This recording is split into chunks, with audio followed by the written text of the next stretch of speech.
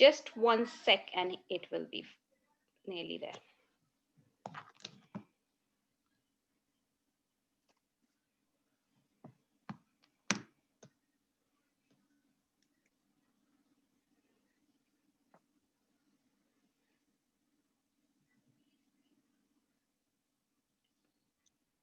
Okay. Good morning. Assalamu alaikum. Thank you, everyone. Assalamu alaikum. And I would really appreciate if all of you are please able to mute yourself. Actually, I have muted all of you, but if you, when you enter, if you're not muted, please mute yourself. So thank you for joining us today. And today we are going to talk about a very important topic. Those of you who don't know me or who don't know about the series that we do, my name is Dr. Parveen Ali and I work at the University of Sheffield. In the Health Sciences School. I am Senior Lecturer here and also Deputy Director of Research and Innovation in this school. So a little bit about these webinar series. So what I try and do is I do these 2 webinars a month. One is about research and publication, and one about education and one about management. So we alternate between education and management every month, but research, one of the research one goes on every once a month. So our aim is to basically provide information in a very simple to understand language. Started off with nurses, but it's more about healthcare professionals and social workers in social scientists who are interested in research, who are interested in leadership. I think the kind of environment in which we live in these days, we all work together in various different disciplines, and it's very difficult to disentangle one thing with the other. So I think it's important to learn from each other. So that's the sort of stuff which we do. I usually try and identify people from various disciplines and at the same time working at various positions so they are able to share their knowledge and understanding of the topic that we talk about. So in today's webinar, we are going to talk about something which is really important, something which we all want to do, and something none of us think we do. So it is about leadership. And I think you would agree with me that most of us, I guess if we ask ourselves, our inner selves, everyone wants to be a leader. But if someone asks you, are you a leader? No one would say that they are a leader because they would just think, well, me, no, I am not a leader. But we do contribute in our own ways in whatever position we are working on as a leader, sometimes as a manager. So there are lots of questions that we have. We were talking just before the webinar that leadership, being a leader and manager is a very difficult thing. Every leader has to be a good manager, but not every manager is a good leader. And how do you balance that? It's a very lonely place. Sometimes you make a lot of enemies and you don't really make a lot of friends. There's no one who is telling you what you're doing is great, but there are thousands of people who will tell you what you're doing is completely rubbish and you are wrong. So it's one of those places which is very difficult, but I think not acknowledged in that way always.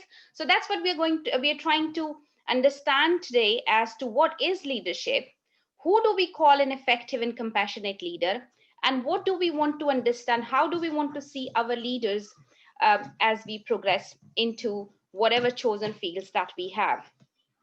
So our first speaker is relatively a novice person, a young person, and she is somebody who is doing important stuff. So it's not that I'm saying that she's novice in terms of what she does, but I'm saying novice in terms of the career ladder and leadership ladder.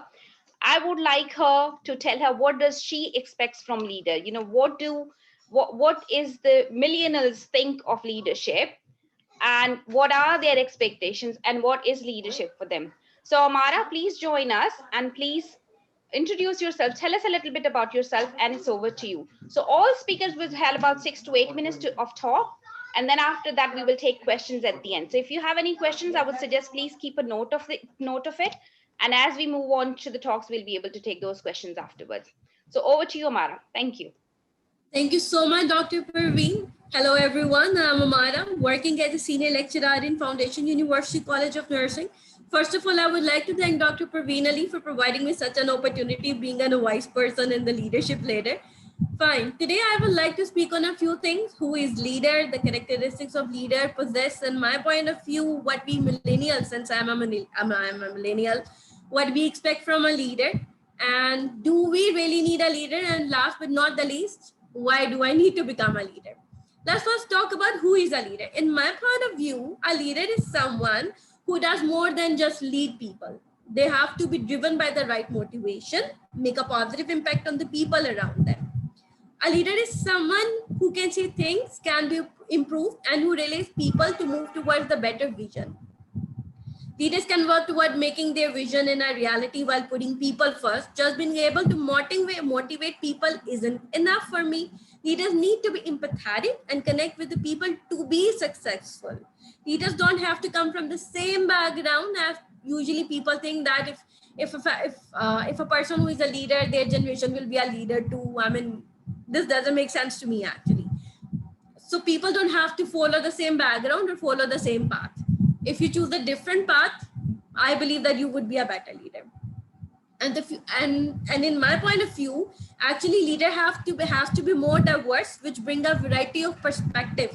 Of course, other people could disagree with my definition. Okay, this is what I think about the leader. Let's talk about the characteristics. I think rather than talking about the bookish thing, which we are reading since from my bachelor's, I'm reading that. I won't be talking about that. I would be talking about what I think a leader should possess, which qualities. First of all, integrity. It may not necessarily be metric in employee evaluation. Integrity is essential for individuals and the organization. It's especially important for top level executives, since leaders are the top level executive people who are charting the organization course and making countless and other significant decisions. And the other one is ability to delegate. Ability to delegate is very important. I mean, like your work doesn't end up with you have just delegated the task and you are done with that. You have to direct the people, facilitate your team, provide autonomy, lead to better decision making, and help to direct reports grow. And the next one is very important, it's communication. Effective leadership and effective communication are intertwined. You need to be able to communicate in a variety of ways for transmitting information to coaching your people. And you must be able to communicate with a wide range of people across roles, social identities, and extra. And the next one is self-awareness. For me, it's very important. If you doesn't know about yourself, you can never know about what people, other things. People grab the negativity, like Dr. Parveen already said that we always get about the negative things. Like people always grab the negative thing. Nobody talks about your positive things. So you have to think about your positive things. What do you think? Either you are working correctly or not. Self-reflection and self-awareness. It's very important for me to be in a leader. Gratitude. Being a very rude or maybe it doesn't make any sense to me. You have to be thankful to the people, since you are leading them and you want them to work for you. You have to be thankful for them. And the next one is learning agility. Ability to know what to do when you don't know what to do. It's very important factor which has to be present in any leader. For me, it's very important. Influence. A leader task is to influence people. I mean, if you can't influence the people, how come you are supposed to get them work for you? Being able to convince people through logical, emotional, or cooperative appeal is a component of being an inspiring and effective leader. And the next comes the empathy. Being empathetic is very important. Either you are doing nursing or you are doing any kind of task, it's very important. It's correlated with your job performance and critical part of emotional intelligence and leadership effectiveness. Emotional intelligence is also very important. I believe that Ma'am Tazeen will talk about it, since she has a more grab on it. I won't be talking about it. Being empathetic, it's very important. Being a leader, you have to have a courage. If you don't have a courage, I mean, like you don't have a courage to convince people, I don't think so you are a good leader. So it's hard to speak up at work, whether you want a voice, a new idea, provide feedback to direct report, a flag of concern to someone above you. That's a part of reason courage is key skill for a good leaders. Rather than avoiding problems or allowing conflicts to fester, courage enables leaders to step up and move things in a right direction. And next comes the respect. like it's a proverb that do respect and have respect. If you cannot respect the ideas of other people, so likewise other people won't be respecting your ideas. These are the qualities which I think, in my point of view, I want for my leader. I want these qualities to be in my leader. Okay, so next come the what we millennials think about, or what we see, or what we expect in our leaders. First of all, it's a generation gap, since there is a generation gap between us and the leaders. So first of all, I would like to say that tear down that walls, the walls which have been created between us and the leaders. I would say that leaders have to tear down that wall. My generation is all about breaking down barriers. I would say that in order for our leaders to reach us and I'll bring about the best in us, we need to feel a strong sense of camaraderie. That is, we are in this together. I mean, like, this shouldn't be like that I am the boss, I am the leader. I mean, like, it doesn't make any sense. We do not inherently respect authority and need a personal relationship to really look up to someone. We need to feel empowered to approach problems from a wide variety and perspective. We need to feel a sense of openness. And my next point, maybe you will contradict with my opinion. Put up those walls up. If you have tear down the walls, now put the walls up, because I know that it maybe seems contradictory in my previous point. We recognize that too much freedom leads to chaos, and we need structure to our lives. We need to feel free to express ourselves and experiment within the boundaries to achieve clear goals and objectives. It is, for my generation, being millennial, or even though the generation next to me, it's very easy for them to get distracted. We grew up, I would say that we grew up in the information age after all. So by giving us clear and definitive targets, you will help us to know when we are in the right track. For example, consider a sonnet, a form that requires a tremendous amount of structure but can ignite unprecedented creativity. Give us that structure, that framework, but be flexible, and remember that rules are only effective when they push us to grow. Otherwise, they don't work for us. At least not for the millennials. They are hard, actually. Okay, I want my leader to trust us or treat us like a future leader. Since it's not like that we may not be a leader one day, we will be leader one day. So I want my leader to treat me like a future leader. That means we need to relate to us, and not only employers, but future leaders. You need to communicate. I mean, leader has to communicate with us that you see how much potential we have to grow. Leader have to invest in helping us to grow our current position and communicating with us how that can be accomplished. They have to check us with us regularly. We are not always the best at expressing ourselves. Mostly people are not best at expressing themselves, and leader have to help us develop a trajectory for our professional lives. Next, I would say that help us to stick to our guns. With so many options in the world available to us at every moment of the day, we need leadership. We need a leader. We still need a leader. Beyond all those opportunities, beyond all those available options we have available to us every day, though we tend to have a great ideas and tons of passions. I mean, like, we are new generations. We often get stuck when a concrete decision need to be made, and there comes the leader who help us to get out of it. This is where you come in. This is where the leader come in and help us learn to be decisive and to defend our decision when necessary. And the last thing I would say, that believe in us. We can be a good leader. Believe in us. Despite how much confidence we exude, how much creativity we possess, how nonchalant we may seem, we are perhaps the most self-critical, unconfident generation. Yet I would say that I'm not a psychologist and do not understand all the nuances of this reality, but I can see how much my peers and sometimes myself need older generation of leaders to help us access and activate our potential. We should not be coddled or considered too delicate for criticism. I mean, like, sometimes people say that she's so young, she's so novice, she cannot handle, or he cannot handle such a criticism. Yes, we can. I would say that yes, we can. We have to improve ourselves. We have to be at that criticism done by our leaders, done by our managers, done by our seniors. But we do need your confidence to help build our own. This confidence and clarity of purpose is sometimes we admire most about you, since you are our leaders. This is what I have to say all about it. Last but not the least, I would say that I want all these qualities, all these characteristics in my leaders, what I see about them. Thank you. Thank you so much. Thank you so much, Amara. Wow, what I think you have given a very hard task to everybody else to to fulfill later on. So thank you ever so much for that. But so it was all about what is it that the millennials expect from their leaders, and what is it they would like to see.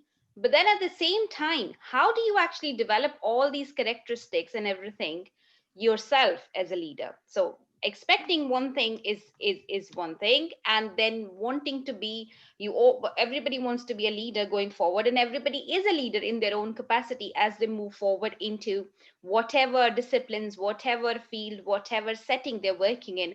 How do you then actually develop those characteristics? And I think that's the most hardest part, a part of the puzzle, and that's what our speaker, I hope, will help us to learn a little bit. So our next speaker, taking on from Amara's point, and if again I will reiterate, if you have got any questions, please keep a note of them, and we will take the questions later on. Because if we started taking questions now, it will be a bit difficult to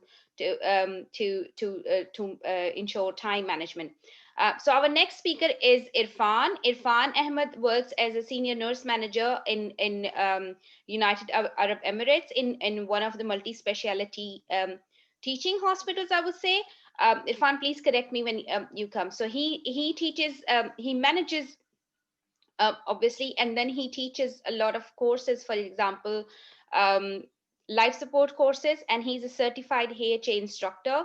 He is also active member of disaster management committee and involved in various quality assurance projects as a lead auditor for OHSAD and EHMS.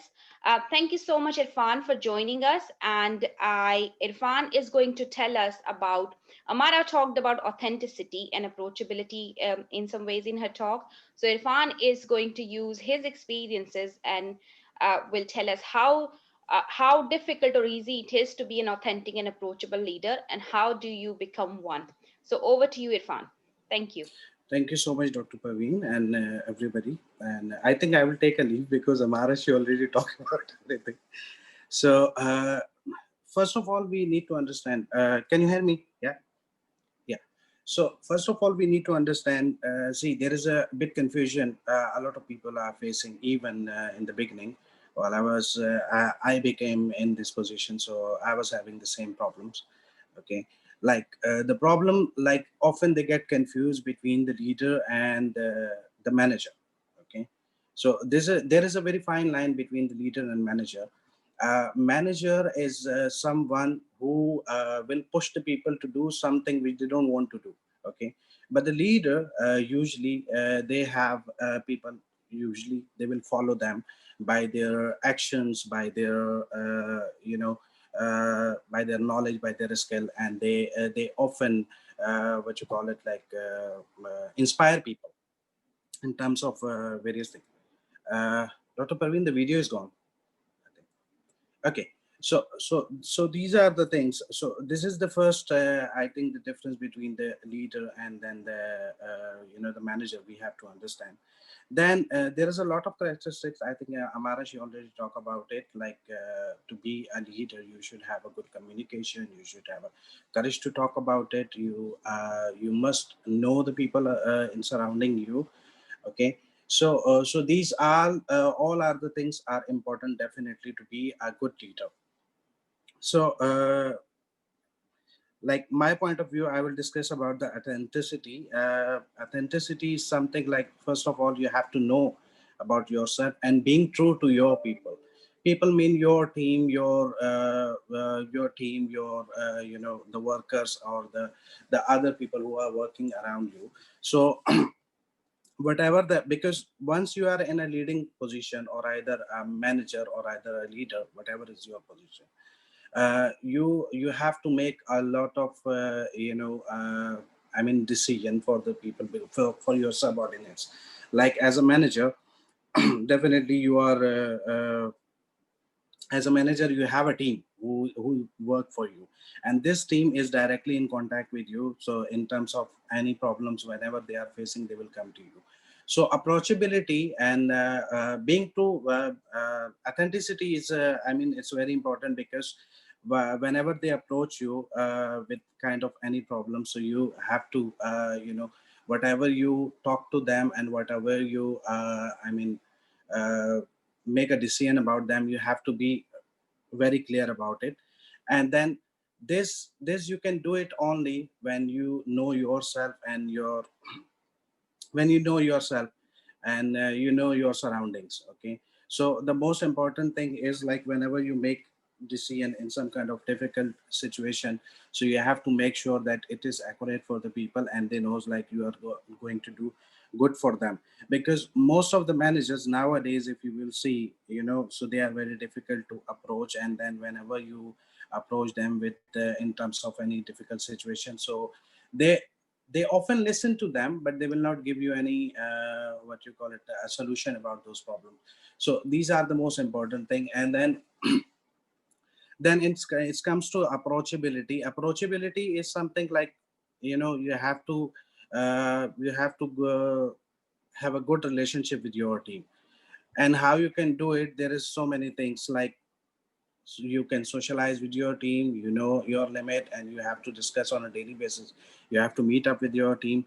And then whatever is your the strength and the weaknesses of your team, as a leader or as a manager, you have to know about it. Because once you know the strength and weaknesses of your team members, you can assign the task to all of them. Because managers, most of the managers, what I have seen, like they don't know usually about their most of the team members, like what are their strengths and weaknesses, and they will give them tasks.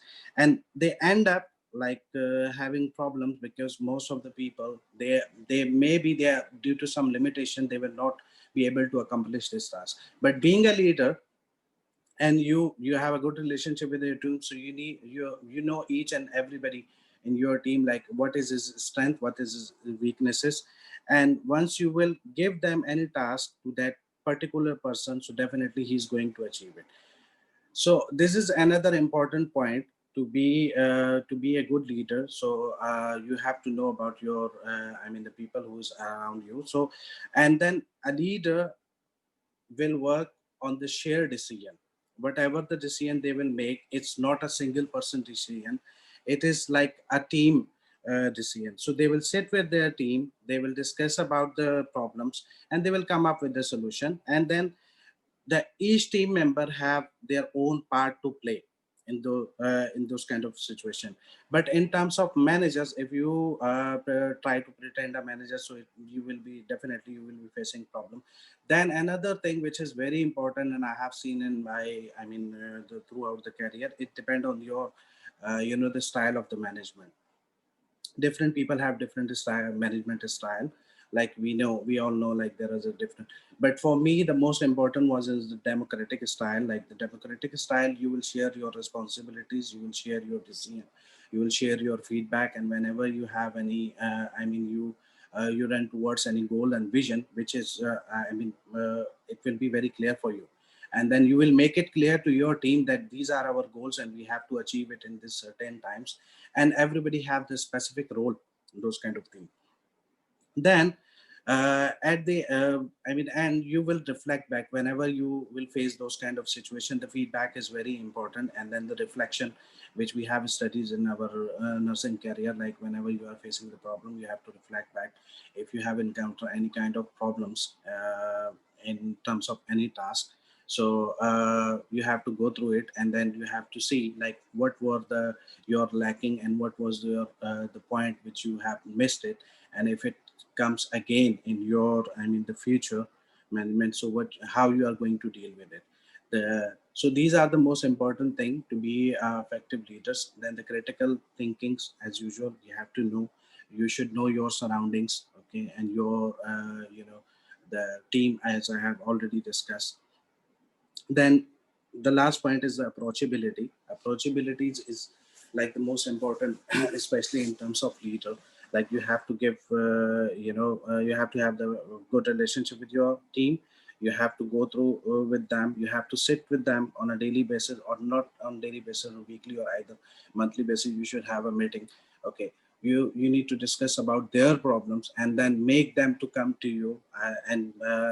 I mean, if you are being polite with them, so definitely they will come and they will share all kinds of problem with you, and you have to find out a solution as a good leader. That is your responsibility. But if you try to pretend as a manager, it will be very difficult, because the most of the people, you have different types of people from different nationalities, different caste and creed. So some of them, maybe they are shy, they are not open to discuss. Okay, so if you have a good relationship with your team, so usually in the management, okay, we have this approach like, you are not you are not at work on 24/7, so you have to know like what is going on in your absence. But if you have a good team relationship and you have a good people around you, and you are approachable, so definitely no matter whether you are on leave, either you are not present, and then you will be aware of the situation. Somehow they will manage to contact you, and they will give you the information what is going on in your background. So you will be the first one to know, rather than somebody else to know, and then they will come and they will let you know like this is what going on your in your absence.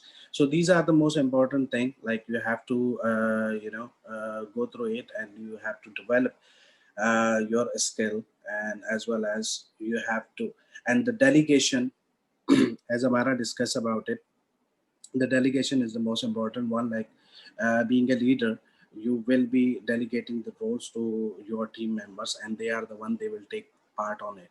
Okay, and they will come up with the solution. And whenever you face some kind of problems, and then being a leader, delegation doesn't mean that you delegated and the work is finished. The responsibility is yours on, and you have to follow up with your people, and you have to look after like what are their accomplishment, what are the problems they are facing, and they have to you have to help them in a collaborative approach. But on the managing side, they will just give you the task, and they want you to complete it.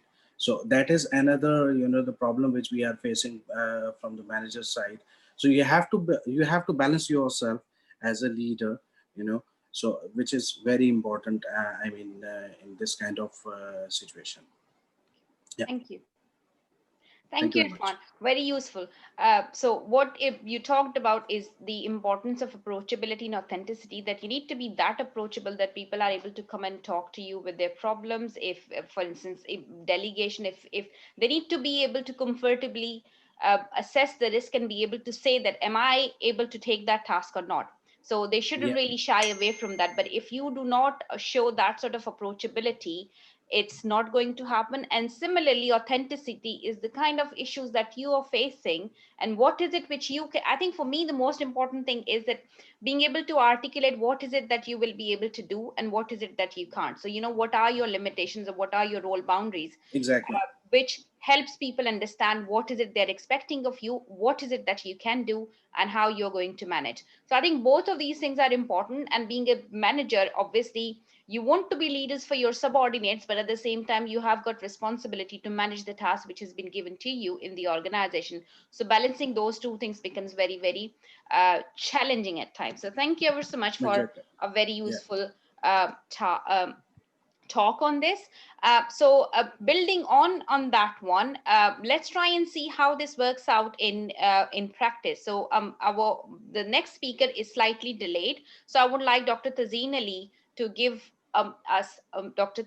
Her perspective as to, especially with regards to her experiences of research, working in community, and experiences that she has in the profession and in nursing and healthcare, to see uh, what is emotional intelligence. How do we, Amara talked about, Irfan talked about that you need to be authentic to yourself and others, you need to be aware of your actions, your limitations and everything.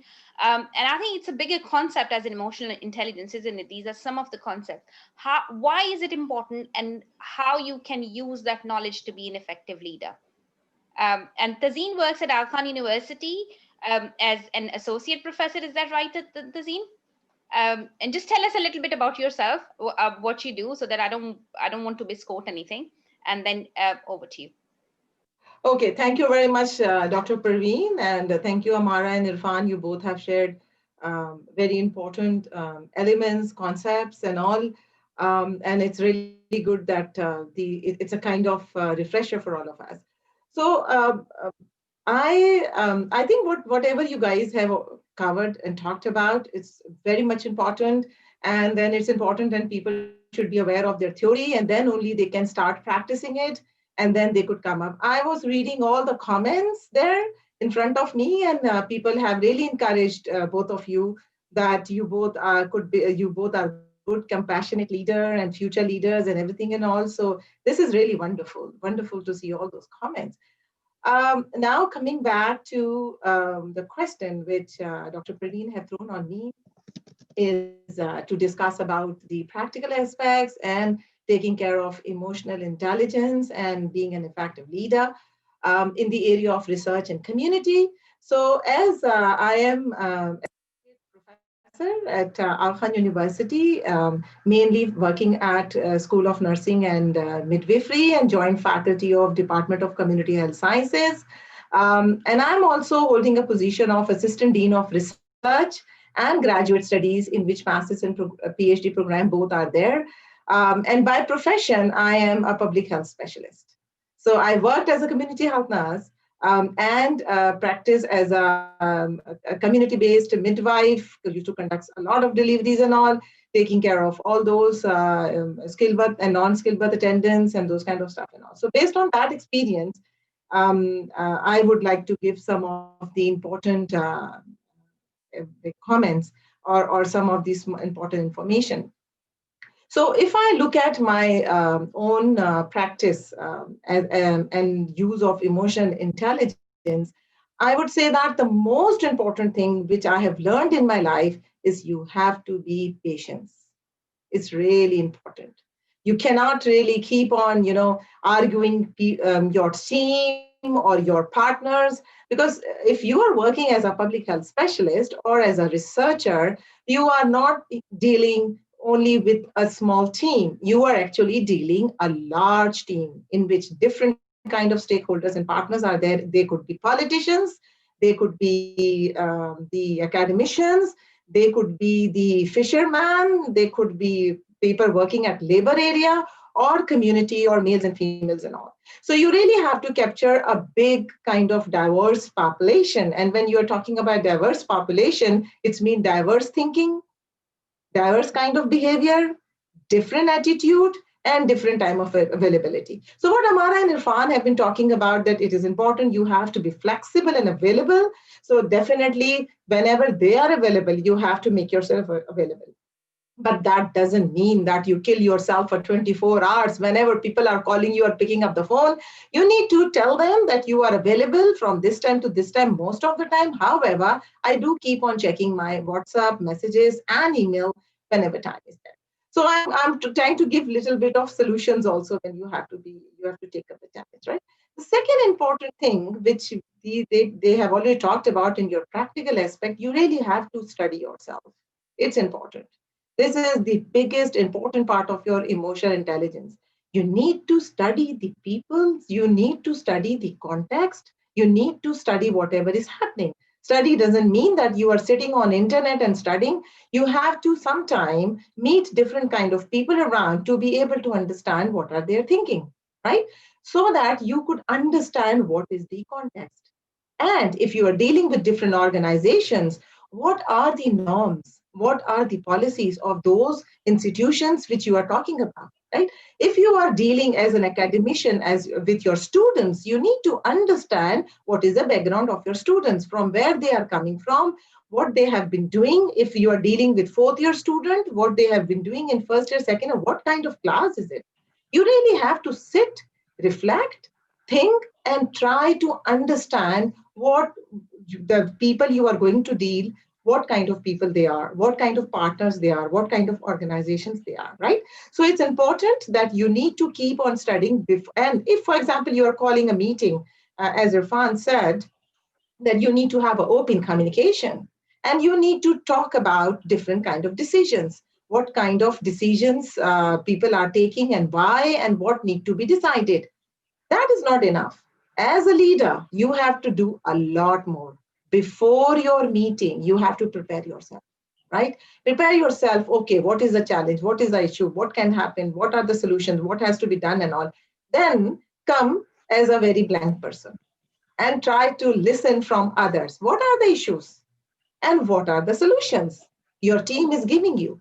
Based on that, here you are using your all the characteristics which Amara have been talking about: flexible, think little bit more, and then keep your pillars high to be able to understand what is happening and protect others and try to take risk, right?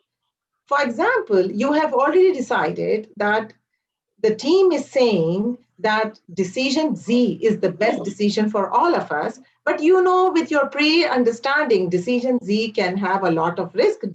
Decision Y is a better option. Then at the end, you can throw your decision Y and say, what about this one? We will have less risk. But if your team is not willing, you need to take a risk.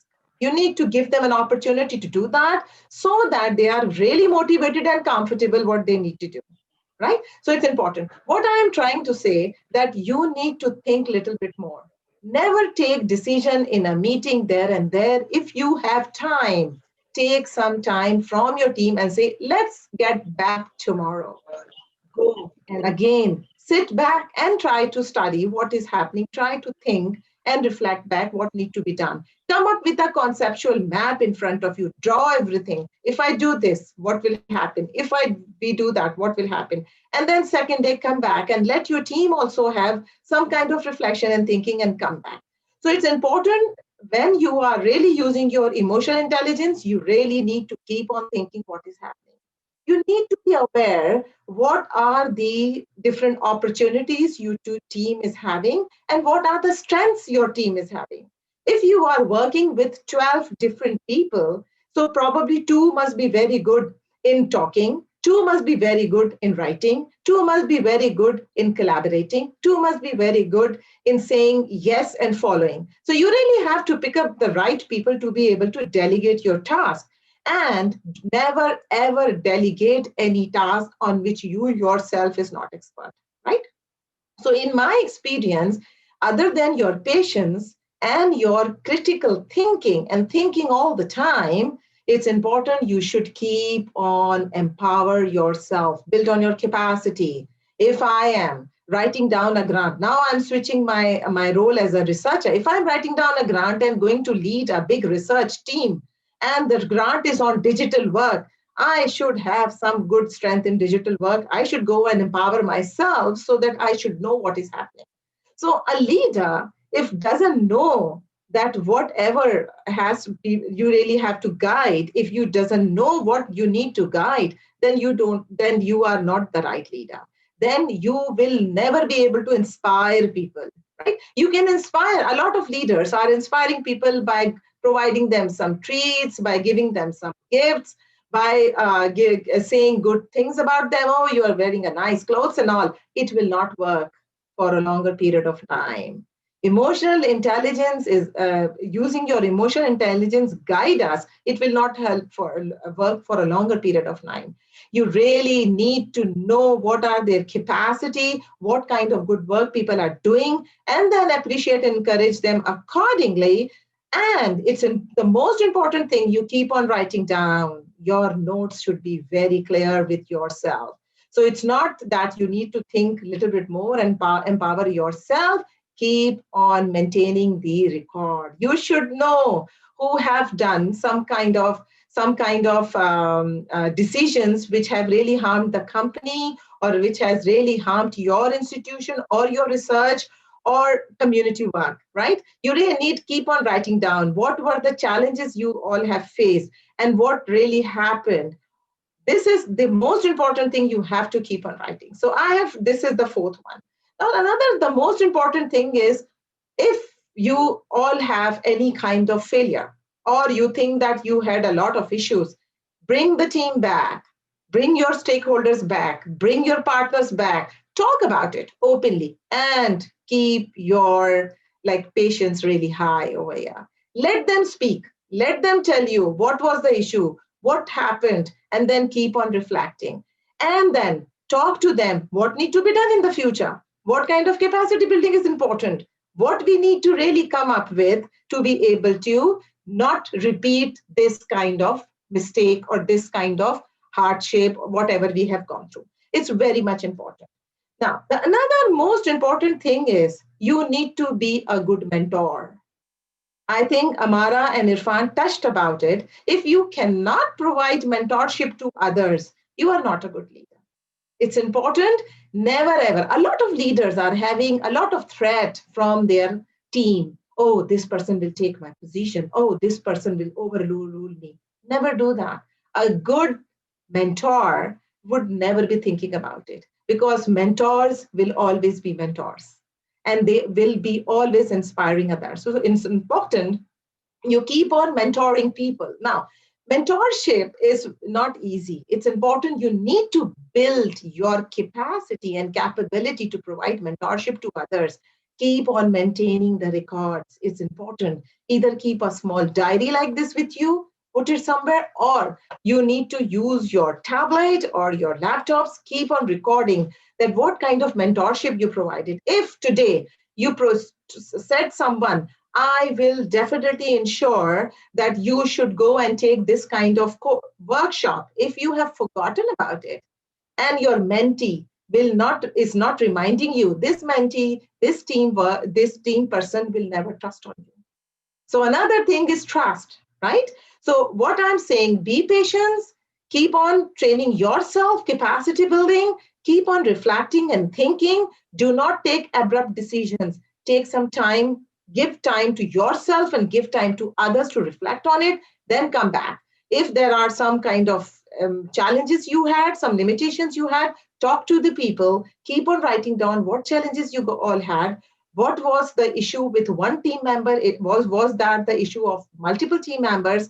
And then what need to be done? Keep on writing, keep on providing mentorship, but maintain a record of mentorship, right? So these are the important things which you really have to think. But the most important thing is your communication. What Irfan was talking about. You need to keep communication in 3 different levels. Okay? Have an open communication with yourself. Talk to yourself. Have an open communication at individual level. But you need to make sure that you keep a balance of confidentiality and privacy and what to communicate and what not. Because what is happening, the most challenging situation for a effective leader is that individuals come and tell you a lot of stuff and then tell them, please do not share it with anyone, I told you, right? So you have to really keep a balance and you really have to keep yourself in a continuum of confidentiality and privacy, what you need to hold and what you not. So do not promise at individual level, because if you are keep on promising, and you will never maintain this promise, you will be keep on losing your trust from others. They will not be any more inspiring from you. It's important you need to do that, right? So, and then you need to tell that person, okay, I am going to talk about it. I might not take your name, but I need to bring in this issue. But if you yourself is confident, you would like to bring this issue, I can guide you how to talk about it. And then we all can discuss in a larger group. And this is also a sign of a leader. So you should not be, I do agree that in one platform, Dr. Parveen said that you will keep on having more enemies. That's fine. It's up to us whether we should call them bottlenecks or we would like to call them enemies, or we would like to call them the people who can give us more challenges and make us more brighter and diamond, right? So it's up to us. How do we really want to take it, isn't it? So these are the important things one really have to keep there in their mind, but keep on reading more about your institutional policies. Every institution is having their own policies. You need to decide what kind of leadership you need to have based on policies at times, but multiple practicing is acceptable, especially in the field of health. If I talk about that, sometime in health, you really have to be direct. You have to be very direct. Otherwise, the next person can die, next person can have any kind of issues. And sometimes you can have a kind of dialogues, what Irfan was talking about, democratic leadership style. So keep on changing your leadership style. That is the most important thing. You cannot stick to one style, right? People should never have, yes. So people listen. Yeah, my last comment. People should never have the understanding, oh, if you go and tell her, this is going to be her response, this is going to be him response. People should say, let's go and talk. He is pretty open. Let's talk about it. In our meeting, we will keep on doing it. Okay, thank you so much. You see, this is what happens when you have got all the leaders, asking them to conclude is very difficult. I'm struggling here. So thank you very much. And Tazeen's point has been really useful, and you can see that what tips that you can actually use in your daily life to be an effective leader, to be an effective manager. Somebody who is not only able to meet the needs of others or is aware of the needs of others, is acknowledging issues that others are facing, but at the same time are kind to themselves as well. So thank you so much, Tazeen, for a very fruitful discussion. So our next speaker would be, I'm just rushing it a little bit because I'm just conscious that we've taken a little bit more time. So our next speaker would be Mohammed Ahmed, and Ahmed is a pharmacist, and he's managing working and manage in Lady. Well, I will have Ahmed to tell about where he's working and what role and position he's working on. He is what I know is he's managing a pharmacy at Lady Reading Hospital, but he'll be able to tell us a little bit more about this. Ahmed will tell us about how to work effectively when it comes to multi-professional teams and multidisciplinary teams. Over to you, Ahmed. Thank you, Dr. Parveen. Thank please you. Please do introduce yourself as well a little bit, so that I don't think I've done justice to you. So do tell what you do in your daily work. And I think if I'll give you a nudge around 30 seconds or 1 minute before you talk, if that's okay. Thank you again. I'm a pharmacist by profession, and I'm currently leading a hospital pharmacy services, one of the largest hospital in KPK, that is Peshawar in Pakistan, that is known as Lady Reading Hospital, that is 1,700 bed hospital. It's a huge hospital out here. This hospital entertains nearly half of the population of KPK at this time. And yes, and thank you very much. I would like to oblige Dr. Parveen for giving me this opportunity to discuss one of the most important factor of leadership. Shall I start, Dr. Parveen, if you allow me to initiate one? Communication is the tool of every leader should have. From my perspective, as a leader in a healthcare system, communication plays a major role. Without this skill set, you cannot transfer from a manager level to a leadership. There's a huge difference between a manager and a leader. A manager has only a vertical role to play in leadership. They try to enforce all the information from upstairs to downstairs, whereas the leader communicates vertically as well as horizontally. That is what we need to understand, and especially in the healthcare system. I am from healthcare system, and it's if everyone knows about this, and everyone have been to hospital, there are different departments available in the hospital, from radio to pharmacy, from in cardiology to even accounts and admin, each and everything. They are nursing and everything. So everyone has to communicate and are very much linked to each other. Without having a combined effort, a patient cannot have the best services. And this is the best part of healthcare system. And we need leaders who have this particular skills. When we talk about communication, we have to understand it's basic. It's two-way. The issue is that if a manager, what is the manager? It's only a one-way communication. He just tells the person and he has to obey that particular. We do not get the response back or the feedback from the other side.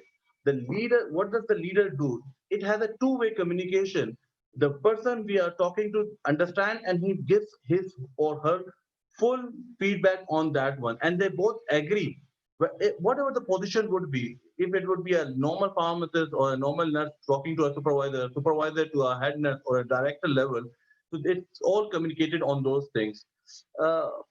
One of the major things that you have to understand as a leader communication is not only, we do understand that it's only written or verbal. There's a third type of communication that is non-verbal. That is how you display your method of communication. How do you talk? How do you communicate by verbal? The way of expression, expressing your things and expressing your things.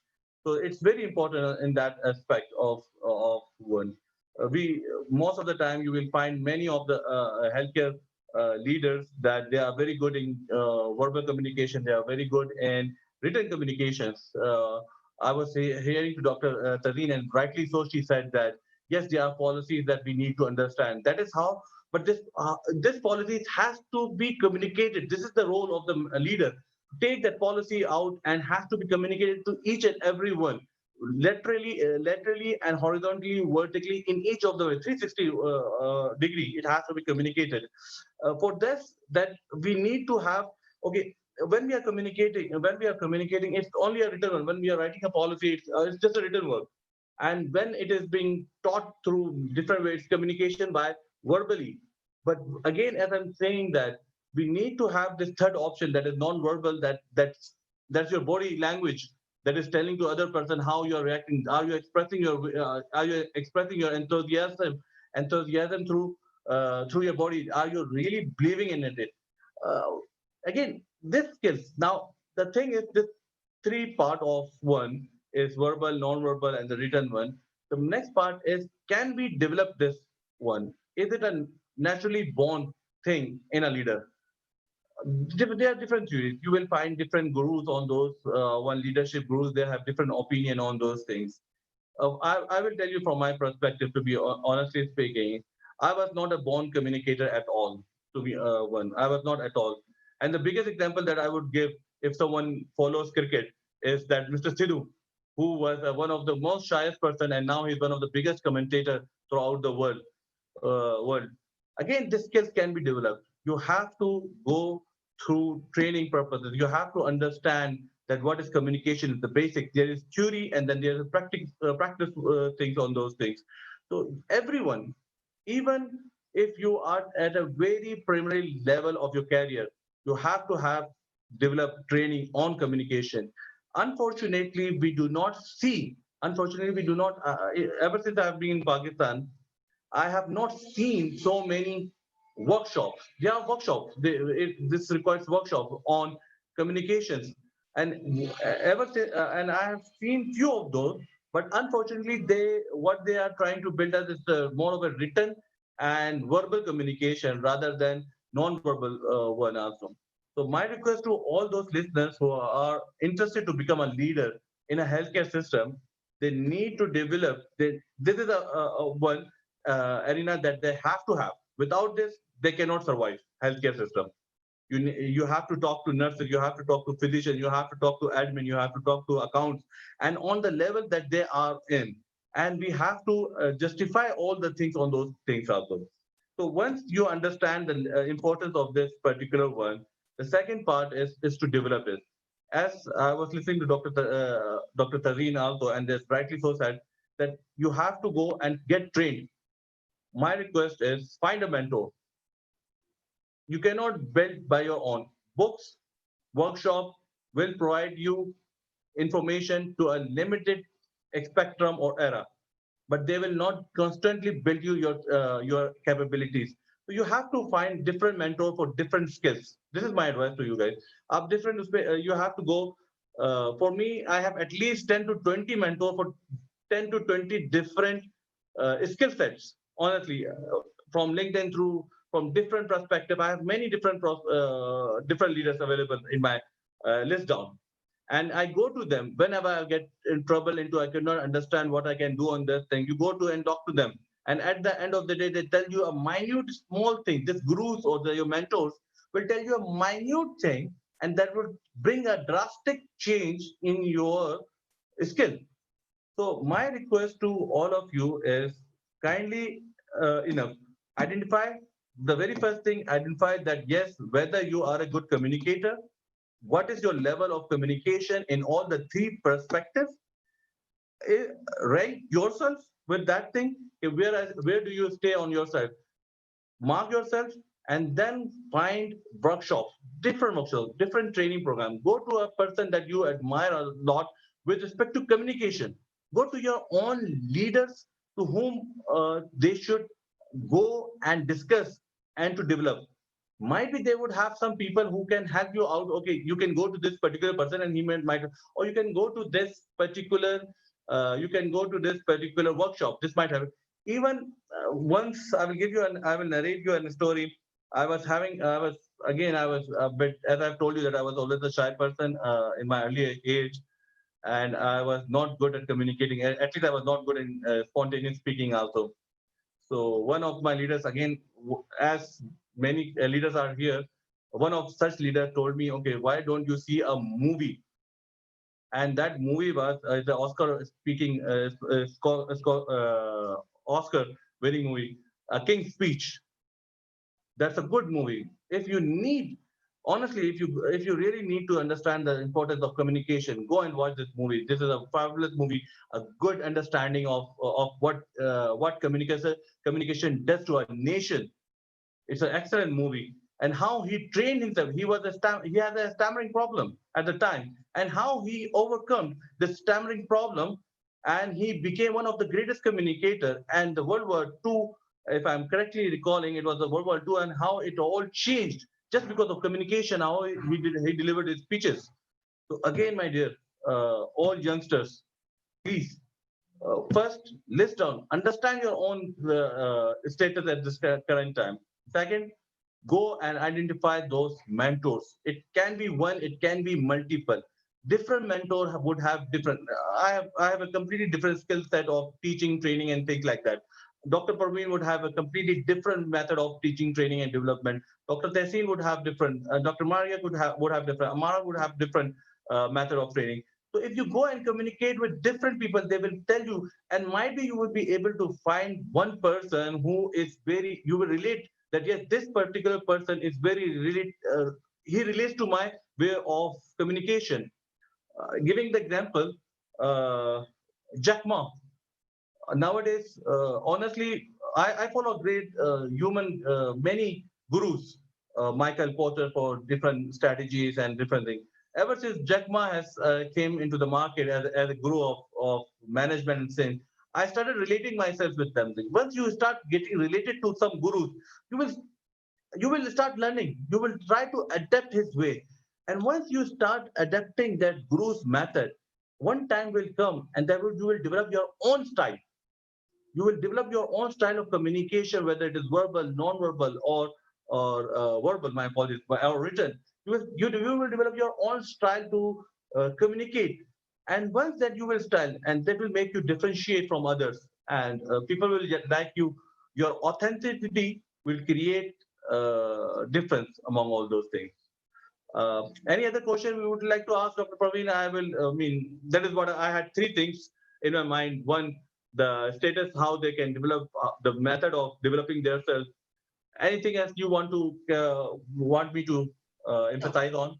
Thank you so much. What we will do is we'll take questions later on, and I think you've identified very important point in terms of when it comes to multi-professional working and working with the various disciplines in something. I think what is important is being able to learn how these different disciplines work, because all of them would have their own body of knowledge, their own ways of thinking. We may be doing the same, we may be talking about the same thing, but using different words, using different terminologies.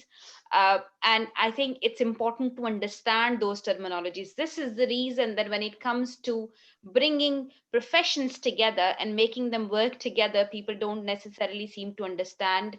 हमें तो इसकी समझ भी है, we're not understanding what they're talking about. They're not understanding because of the difference in terminology, and we will never be able to overcome that unless we engage with each other. And that brings up the point of having different mentors and having different people who can give you insight into various different things, who you can trust and who you can ask different questions, which they can help you with different things. But remember, they are also human. They don't need to know everything.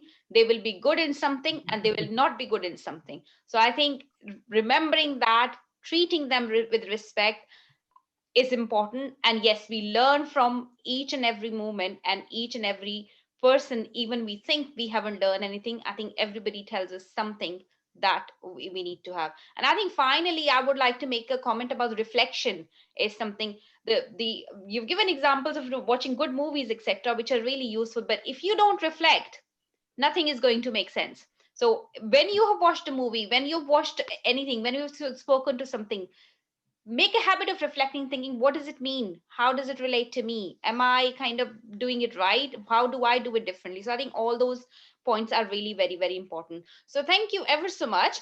And now, last but not the least, Mary Louise, and I think we have given her a very hard job today to to talk about, in the light of everything that we have talked about, what does leadership actually mean, and where are we going with this? So she is going to talk about that, and she's going to sort of tell us from her international experiences. Mary Louise is working in Sigma. She's leading a Sigma Europe. So she works at the Leiden University in Netherlands as a nurse researcher. She's elected regional coordinator for Sigma Europe, which means that she oversees 11 chapters of Sigma. Sigma is an international nursing organization based in America, but it has got so many chapters all across the world. And Mary Louise leads 11 chapters in Europe and 8 standing committees. She's a very busy person, so I'm really grateful for her to take the time for these webinars. And, when I've just said, can you please do that? And she has said, yeah. So I'm really grateful for that. So over to you, Mary Louise. Do tell us a little bit about yourself that you would like to say and which I have missed. And then it's your turn. Okay, thank you, Parveen, and thank you for inviting me here this afternoon. I'd also like to thank Amara and Ifram and Tazeen and Amir, who have gone before, because stunning, you've all reflected on various points of leadership, and very skillfully as well. Leaves the last one up to kind of like tie the knot. As Parveen said, I'm just going to draw from my recollection as Sigma's regional coordinator here in Europe. I'm second time elected, so I'm now in my 3rd year. So I've had 1 to 2 years to kind of like have a look at Europe in regards to this nursing organization, and set up 8 standing committees, and at the moment have about 90 nurses volunteering across Europe to make Sigma more European identifiable, because that wasn't the case some 3 years ago. It was seen as a very American society, and I think in other parts of the world today it's still seen. But here in Europe, the tide is turning, and in that respect, it's quite a viable society here, with a lot of virtual activities at the moment. So that attests, I think, to leadership at the moment, that I think we found the sweet spot here for this particular organization.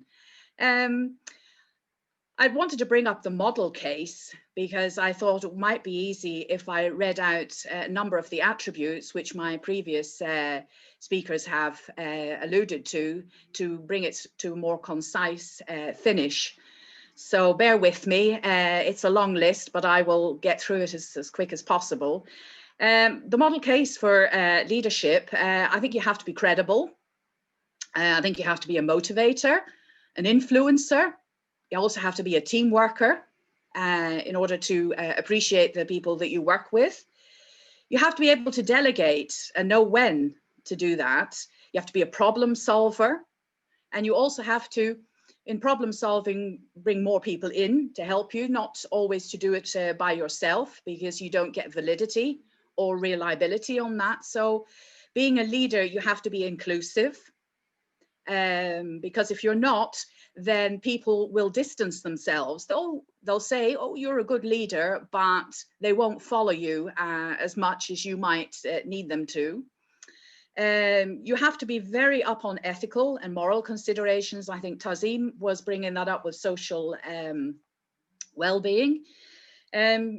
You have to be a supervisor, which brings a little bit of management in, but you have to be sort of time managed, you know, if you're doing various committee meetings or even conferences, you know. Again, as Amir was saying, good communication skills, because if you're not communicating, and obviously being a regional coordinator across Europe from the west of Cork right through to Vladivostok in Russia, there is many languages that I have to deal with, and I'm not proficient in more than 3. So therefore, you know, it's not only the language, but it's also the culture that you have to be able to communicate effectively with. You have to be resilient, you know, show emotions when, but obviously to be not too emotionally needy and also not too distant. So you have to really know the people that you're working with. So preparation comes in to that. You also have to be accountable because, well, I feel anyway, the buck stops with me. You know, if I'm not doing my job right as a leader, then how can I expect other things to fall into place? Performance, I think, is something that you have to be very aware of. You can perform yourself out of your, you know, comfort zone. So as a leader, you have to look after yourself because you have so many people at times, you know, wanting to follow you, wanting to engage with you, wanting to participate, and you think, oh, that's fantastic. But you also have to pace yourself because that reflects back on your teams or your team. You have to be challenging, but then I think you have to be authoritative in that respect, and also to know, you know, what outcomes you want when challenging and be able to have the rationale for that. I think you also have to empower the people that you're working with, you know, treat them as equals in order to, you know, to gain their participation and their engagement. Passionate, which I think I would say I am about my leadership skills, and I hope that that rubs off, that also helps people to follow you. As I think Amir was saying, you know, you have to be obviously a mentor and a coach and know when to swap. You know, mentorship in my reference is more long-term, while as coaching can be in segments, very short, you know, anything up to a conference call to maybe a few weeks, but then coaching isn't coaching after then as such. Again, innovator. You need to know your technology, I think, as Amir was also pointing out. You also have to have buckets of diplomacy, you know, and very flexible, but there is a point. So that's the model case. I'm not saying I've got all of the attributes in, but I was trying to get in what the previous speakers were also in their presentations. I think what we haven't touched on, and I did touch on it before we came on air, was can you measure leadership? You know, because you might think you're fantastic leadership, but, you know, is there any way, you know, that, and the way I have found, and this works for me, maybe not for everyone, but I do have a strategic plan. I have a big plan for Sigma Europe. And then I have little small plans for the various committees, because I have 2 research lines. I have a nurse education group. I have a communications group. I have a council. I also have a committee where all the presidents of all the 11 chapters come together and we talk about, let me think now, how to sustain the chapter's health and how to help with retention of members and how to look for possible members, new members in clinic as well as education, as research. As you know, nursing is very diverse as a discipline. So you having looking in various areas, using various other strategies to, what I do is I have milestones. And, you know, they can be a couple of weeks. And I also have an output, a clear output. And at the moment, I work with goals on a yearly basis. So I was saying earlier that I have a group at the moment that I thought the strategy was clear. I thought the milestones were clear. I thought the output, and in this case, it was our PhD Virtual Connect, which is a small conference for undergraduates to show their abstracts, and we're also writing a paper, but things have slowed down. In other words, our milestones are not being met. So I look at that and I think, is it due to my leadership? Is it due to the members in the committee?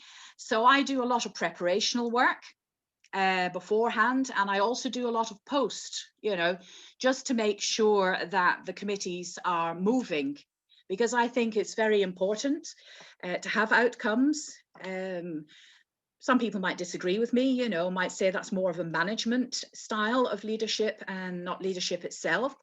But I think if you do have strategic plan in place, small milestones, and then you can measure how effective a leader you are. You can rely on other people to tell you that you have leadership skills, but I think it's always wise to have another tool in your toolbox, that is not swayed by other people's opinions, that you can relatively, with some validity and some reliability, look at that. I know I also do take in other people's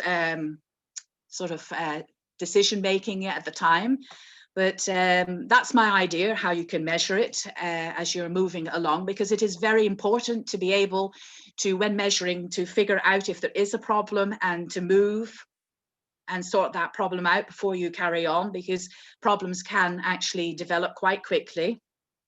So what else did I want to make that I thought was missing? Yeah, I suppose in committees, what I also do is I look at time management as a leader. I also look giving everybody a say within the meetings, but obviously trying to keep it within a certain remit. Some colleagues are a little bit more expressive than others, so I take that into account.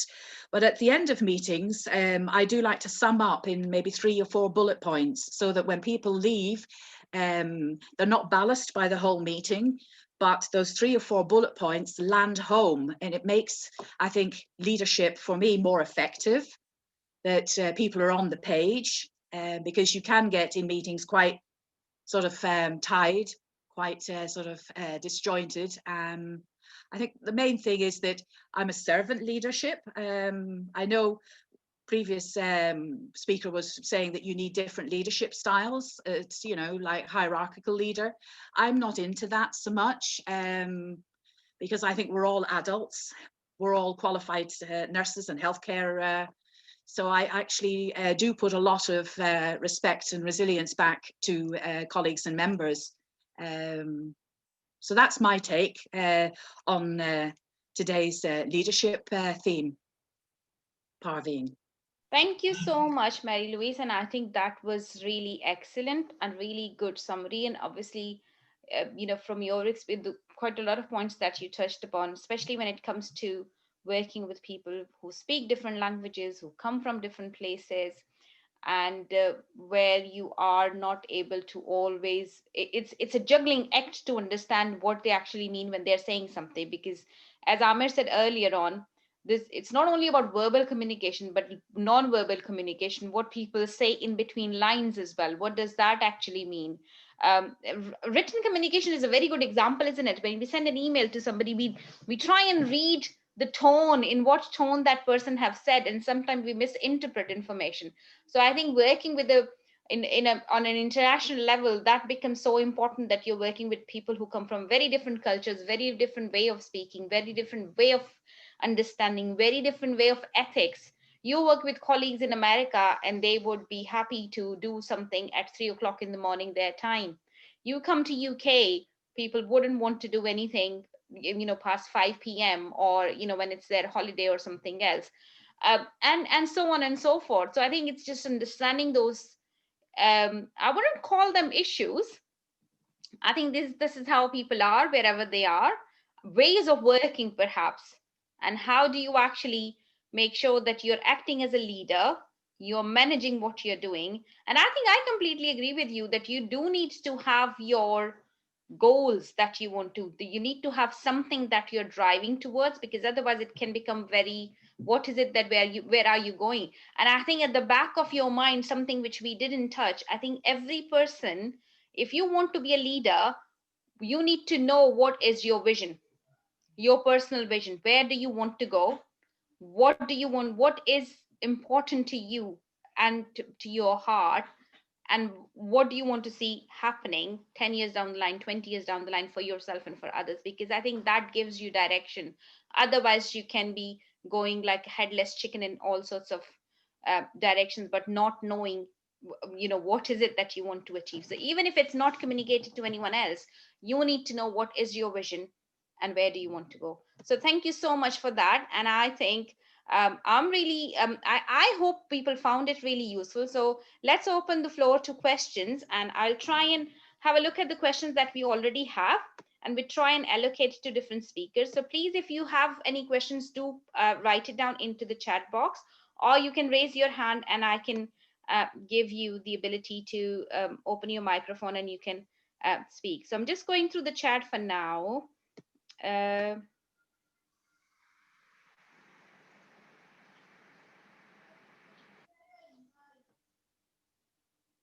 So Babar Aslam is asking how to grow as a more compassionate leader. I think Mary Louise, you should answer that question if that's okay. Maybe you can start off. Well, I think as a compassionate leader, I think you have to know the people that you're working with, and to do quite a lot of preparation. For example, in Europe, I have over the last 3 years become very, interested in all the cultures. When the Swedes are different to the Portuguese, the Irish are different to the Armenians, and to just sort of delve into, not down a rabbit hole now, but just to delve into, the cultures, the language, I suppose to see, how people see nursing, how people see volunteering, because as Parveen said, in America, volunteering 3 o'clock in the morning, not a problem. Here in Europe, a big problem. So to understand that, all those culturalisms, all those language, and again, nursing, nursing in some countries is seen as a profession. So other countries, it's just seen as a means to work, to earn money.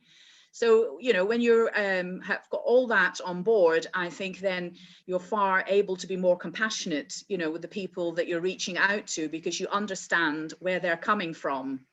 And you also are able as well to help them, strategically to get to where they want quicker. So I think in compassionate in that respect, that's my response at the minute. I think I would just like to add something which I think I usually try and reflect on something which my dad said when I was a child, and it is just stuck. And I don't think it was his saying. I think it was perhaps one of the religious teachings or something, where he perhaps have picked up on. And we do hear that, do not choose something for somebody else if you don't choose it for yourself. So if something is not good for you, it's not good for others. And the other thing which he told me, and which has always been a point, I was trying to ask him that how do I not kind of, cause problems to others? How do I not say something which people don't like? And he said, when you want to say something to someone, just say it to yourself first and see, is that acceptable to you? And if it is, then that's fine. But if it is not, then it's not. And that has stayed with me all my life. So I think being a compassionate leader means that, things that you think will be difficult for you, make sure and understand that they probably are difficult for others as well. There could be other things which could be difficult for many other people, but not necessarily be for you. But I think that's the starting point, at least. When you don't have the ability to judge what is difficult for somebody else, I guess that just gives you that ability, and to start trying to understand other people's problem, and to start to see that. And once you have overcome that thing, then I think you become more receptive to listen to others' issues and to see how these could be an issue to them, and what is it which we can do to listen to them. And I think approachability and authenticity again comes back to it, isn't it? That, if these are the two things, if you're approachable, if people come and talk to you and tell you what is bothering them, and if you're authentic to yourself, that, well, if it was me, I would find it difficult, I think gradually you can start becoming a compassionate, you can start developing the seeds of compassion, and I think that just grows up as you move forward. I think it comes down to understanding, that doing that preparational work, because I do know that the Swedish nursing do not like receiving awards. So if you ever do a conference, you don't put up the best poster and the best oral, because they find that quite disdainful. They get quite, upset about it, so you could, if you don't understand their culture and the way they operate as a leader, you're in and out of the door. You sometimes you only get, one chance, to lead effectively. So preparation and understanding. Okay, thank you. I think that one more point is important over here, as Amit have already talked about verbal, non-verbal communication.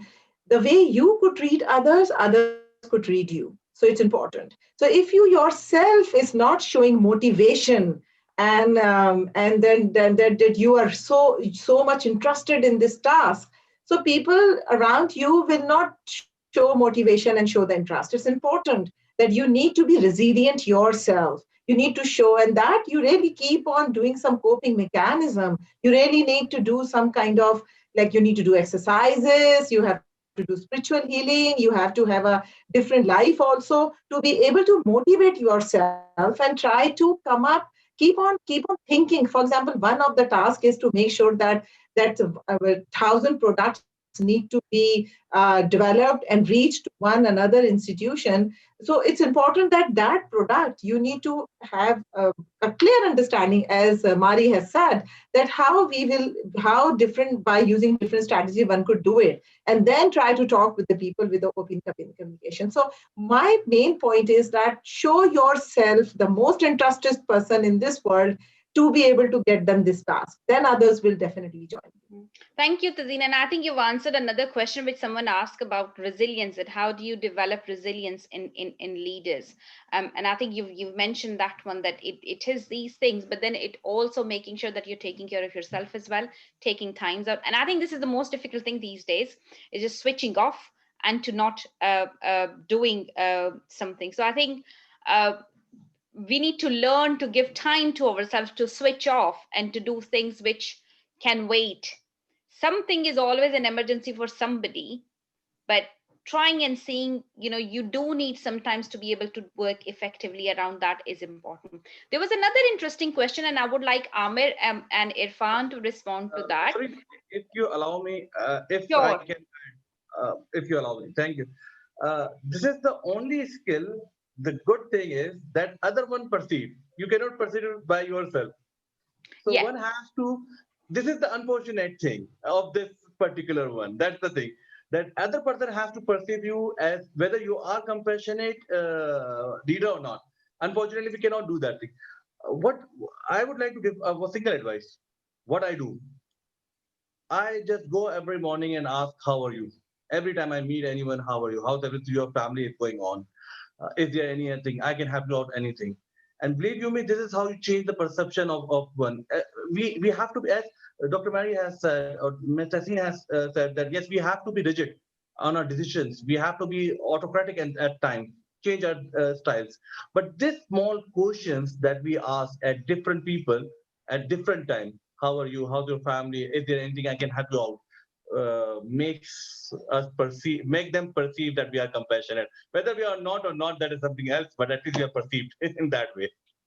I Okay. would like that. Thank you. And I think that leads to that connects to another question. I was going to ask another question, but Ehtisham said that teaching and learning workshops are one of the way to foster leadership abilities. That's what we all somehow have discussed. Much of the behavior change theories, knowledge translation science has highlighted that teaching and learning strategies are not proven effective to foster soft skills such as compassion.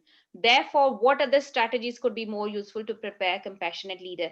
And what you've just mentioned, then your small little practical steps that when you start asking somebody, how are you feeling today? What's happening in your life? And I think not as in a tokenistic sort of manner, not just asking just for the sake of asking and not listening to it, but being authentic and being really meaning it when you ask is something which is important. And I think, Ehtisham, my personal view to your question is, I think teaching and learning and all of those things can tell you something unless you reflect, adopt in your practices and reflect again. I don't think anything can teach anyone. So I'm just going to ask I'm just going to going through the list and finishing off. There was a question asking about how do you identify leaders? How do you see who is a leader? So I will ask Irfan, maybe you could say what makes you think that this person who I see, a young person or somebody, is a leader. What is it that you see? Then Amara, maybe you can tell us that, what do you think? How do you identify someone as a leader when you're talking to your students, when you're talking to anyone? And then I will ask Mary Louise to comment on that. Irfan. Thank you, Dr. Parveen. It's depend, as I said earlier, it's depend on the person, it's depend on the situation. Because as I mentioned earlier, the difference between manager and the leader, okay? So that is the most important thing, because when you ask something, how the person is responding to you, that really make difference. And what are the ways? Because the difference between the leader and manager with itself, it will tell you like who's the good leader. Because most of the time what is happening, on the clinical side, most of the people, they will approach you, okay, with their different problems, as Amir discussed. And then on one point I agree with Amir that asking people on how are they and what's going on, it will make a difference. But on the other side, as Dr. Tazeen said, like, you have to know, you have to prioritize the decision. Like if two different people are coming with two different problems, you need to know, okay, which one is going first, which one is, it's more important to give them, the opportunity to take. Sorry, Irfan, I'm interrupting you. So sorry, I think I didn't make my question clear. The question, one of the participants asked a question that if you have to identify a leader, potential leader in your team, like, this person has got the ability to lead and I can delegate, or I can, what do you see? Are there any things that make you believe that person? Are there any tips that you have to give that responsibility to that person, or identify someone as a leader? Do you have any thoughts on that? Yeah, it depends. Like you will evaluate the person, definitely. Okay, you will see like the task which you have given to that person, how he's going to achieve that task, how approachable what is his approach to deal with that kind of situation. Okay, so there are many factors. Okay, how he communicate with his the subordinates, to his team members, and how we come up with the solution. Okay, what are the skills of that person? So it's all matter in that kind of the person you will see, and then accordingly you will decide whether he's a good leader or whether he's, and maybe in one task he's good, but on the other side maybe in some points he's not that much capable. So there is a ways to you'll try and see measure them on some kind of delegation that you've given. Yeah, okay, exactly. Thank you. Amara, what do you think? Unmute yourself, Amara.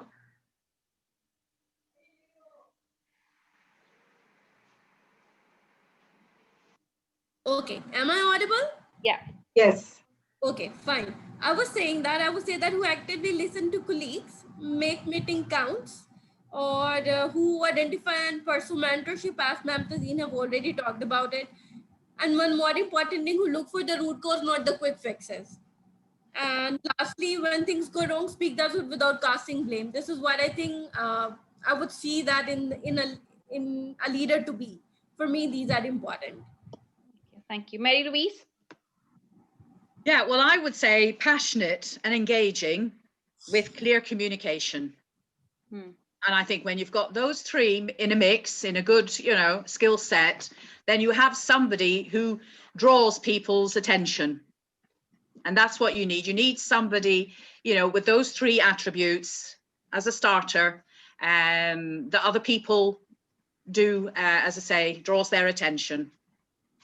Okay, great. Can I add one more point? I think other than all these points, which my colleagues have talked about, another most important thing, how committed they are and how much they are doing preparation before coming to the meeting, how much interest they are taking in it, right? Then they'll be more engaged in everything. Thank you. The next question is to you, Tazeen, and I will try and kind of, if we can quickly start answering question, because there are quite a few of them, and I think we are already 12:30, so we would like to wrap up as well.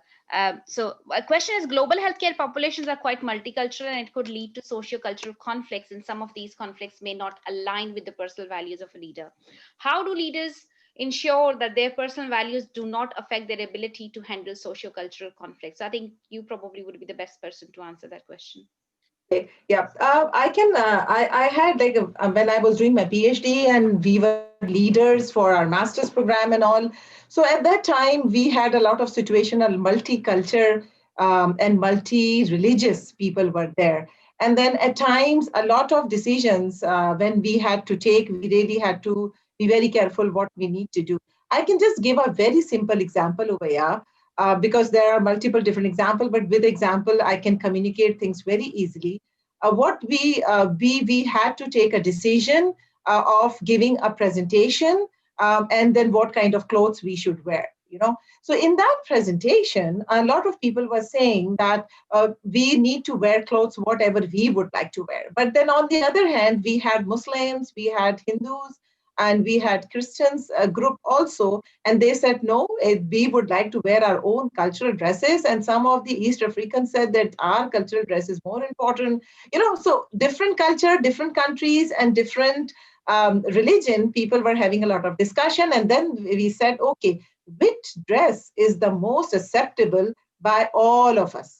And then we came up with 3 different A, B, C. And then we discussed pros and cons of each, and then we came up with a decision. So what I'm trying to say over here, that no, it's not a big issue if we all have holding a different religion, different culture, different everything, doesn't matter. The best thing is that in one of our open workshop or a session, we need to have an open communication to discuss. It's important. We need to discuss openly, okay, what are the your conflict? What is your limitation? What do you think this is acceptable? Do you think that is acceptable?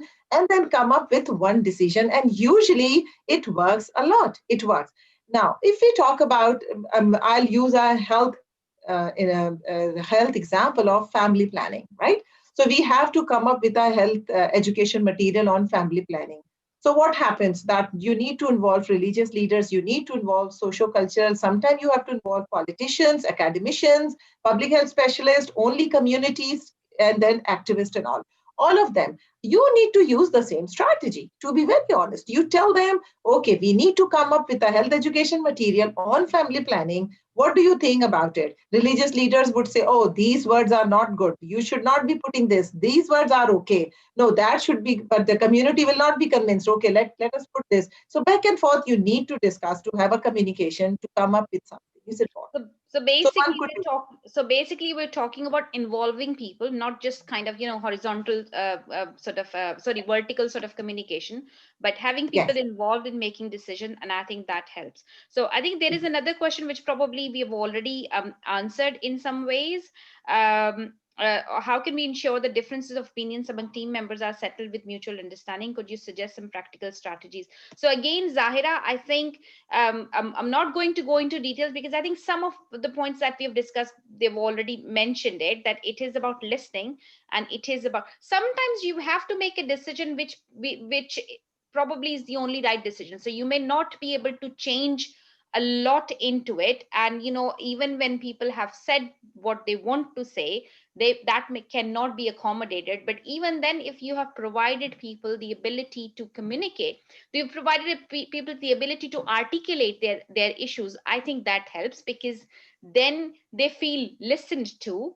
And then if you have explained the reasons of the decisions that you have made to them, I think that helps them understand and accept that decision. So I think listening and open communication becomes a very important aspect. Another question Khalida is asking, comprehensive evaluation strategies such as 360-degree evaluation can help measure success of a leader or help leader to grow. Would anyone like to answer that? Excuse me. Is anyone aware of the 360-degree evaluation and similar sort of evaluation format? No? Yes. Okay. Who is it? Yes, Hamid. That's a great. I'm surprised. I was thinking that there are many youngsters out here rather than mature. The 360 leadership. It's a very good book on leadership. One. It's completely all around. This is like 360. If you can recall, it's that 190 angle and 360 one. Uh, Honestly, when I read that book, I tried to understand those particular one. It's more of a theoretical thing. I'm giving you my opinion on those things. What it says that yes, one has to look around complete surrounding on all the things that is taking place among within that leadership era. It's not possible. They were asking to you have to look into all the different universe at a time. It's very hard. From my perspective, it's very hard. Any leader, if I'm not wrong, like Dr. Mary is working in a very huge platform. But at the time, if I were asked her to do the Asian also, or the African side also, or the American side also, it would be very hard, very, very hard to follow all those things. So my request is, yes, 360 degrees is still evolving. Digitalization will come. Yes, it can be implemented because of digitalization. Webinar is one of the examples that yes, people from different part of the world is connected together. Might be after 10 years, digitalization would help in 360-degree leadership style, not at current position. So hopefully I have answered that thing. Okay, thank you. So I will just add to it 360-degree evaluation, and there are some other evaluations similar to 360-degree evaluation. What they do is, as the name suggests, and as Amir has explained, there are questions that they have given, and the aim is to evaluate your experiences from the perspective of different people. So they will ask questions who are your leaders. They will ask questions who are from your subordinates. They will ask you to reflect on your abilities, and they will also ask your peers. So they send a questionnaire to different people, and they will answer your question. That aggregate score would tell you about what sort of leader you are. 360-degree is one type of evaluation. There are some others, and I forgot the name. I've recently done one more, which I can't exactly remember the name. So there are a few professional ones which you can use. And as Amir said, they do tell you a little bit about your attributes, but because one person, you cannot be the same person for everybody. You will have friends. There are people who like you, there are people who don't like you, there are things that people think you don't communicate well, there would be people who would think you communicate well. So I think it does give you an overall sort of view about your leadership styles and why you have done the way why you do the way you do it. And it's a good feedback mechanism. I do think that. So I hope that answers your question in some way. If not, just raise your hand and I will let you speak, and you can give your points as well. Is that okay? I think it was Khalida, wasn't it? Okay. Zahira, we talked about that. What are managerial role and rebate with managerial skills? Salimullah, I'm not really sure what your question is, so you'll have to ask again. Managerial roles, I understood. Rebate with managerial skills, I could not. I'm not sure what you're asking, so please try ask again. Okay, what is the difference between, okay, so Asia is asking, what is the difference between academic leader and other leaders? Are these both same or different role? If I think Tazeen would be able to answer that question, and I will try that too. I think being what you're trying to say perhaps is that people who are leaders in academia, are they different from other leaders? If I understand that correctly. I think leadership is, regardless of which disciplines or which place you do, is leadership. And depending on the task that you have, it changes, or it gets shaped. In academia, again, the responsibility and again the expectations are different country to country, places to places. So if we talk about Europe and UK, for instance, and I guess to a certain extent they're similar all over the world, but the extent probably is different. So for instance, in the UK, you need to be, someone quoted an academic as a five-leg sheep, that we expect them to be good leaders, we expect them to be good teachers, we expect them to be good researchers. So there are too many expectations that we have from one person, and people usually struggle to ensure all that to combine and make the roles effective. And I think that's where you are measured on different aspects. So therefore the leadership style could also be very different, but I don't think strategies or the way you what is effective in terms of dealing with people would be very different. Tazeen, would be good to take your take on that. Yeah, thank you. I 100% agree with you, Dr. Parveen, that leader is a leader. What Amara have talked about in the beginning, the characteristics and everything, and Irfan chipped in and keep on talking. I think, and Amir. So what leaders are leaders, they have to practice. The only thing is that what I said in the beginning, that you, as leader, need to be very patient. And I think patience would be more if you are working at community level, where different kind of understanding is there. Socio-cultural conflicts are a little bit higher and the acceptance is a little bit less, because you and your community is at the same level. They are your equal partners, and then you have to really talk to them and all. But when you are wearing a hat of academician, and you're handling your like faculty and your staff around, at that time you might wear a hat of equality. But when you have a discussion with students, students are far younger than you. Students are having very different experience, very different. What you have been practicing, you cannot say, oh, I have been doing this for last 10 years, it will work out well. No, never. Your students are coming from today's world. They are far better than us in many, many things, and also we have to respect them. So you have to be more patient, and you have to keep on empowering yourself, and then work with them and come up with a strategy. Use 360 evaluations, and your students will be the most important stakeholders over there, and keep on changing yourself. So what I'm trying to say over here, that your leadership style would be different in different situations and different hats, whatever you are wearing at that time. But if you are handling as an academician, you have to be really patient. You really cannot keep on commanding and keep on telling them, do this, do that.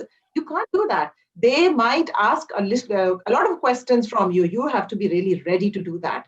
So, and their evaluations are there. They can write down whatever they have to do. You have to respect their evaluations, and then so that they can keep on giving you. If you will not respect their evaluation, they will stop communicating to you. This is what Amara said in the beginning. So what I'm trying to tell over here, that you have to be more mentor. You have to practice your more mentorship skills in academician as comparative to community. At community, you will not be mentors at public health level. Over there, you will be using your different leadership style, and you will be more creating more dialogues to understand with the open communication. So use your skills in different places. Exactly. And risk would be different in different areas. Yeah. Thank you. So what we are saying is that context is different, and according to the context, the strategies perhaps would be the same, but you do need to understand the context as to how do you operate in that particular context. So, and your audience, and your team. Yeah, sure. So just last point from the chat box that I have, Sarfraz mentions the leader understand the situation of the followers, but leaders does not take practical steps as required. How can role of the leader be effective in scenarios? I think a lot of frustration sometimes happens when people think that, oh, well, this person is not doing this, which, they should be doing this, and making these changes, and why they're not doing this, or why they're not locking down, or why they're not locking down, if we take the COVID-19 situation. But what we don't understand is that one situation is not a standalone thing. There are things which are connected to it.